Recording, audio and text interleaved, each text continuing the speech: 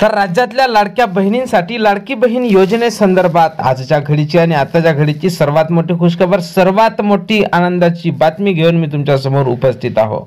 आपल्या चॅनलवर नेहमीच तुम्हाला थोडक्या शब्दात सविस्तरपणे माहिती सांगितली जाते, त्यामुळे तुम्ही जर नवीन असाल तर नक्कीच आपल्या व्हिडिओला लाईक करा, चॅनलला सुद्धा सबस्क्राइब करा।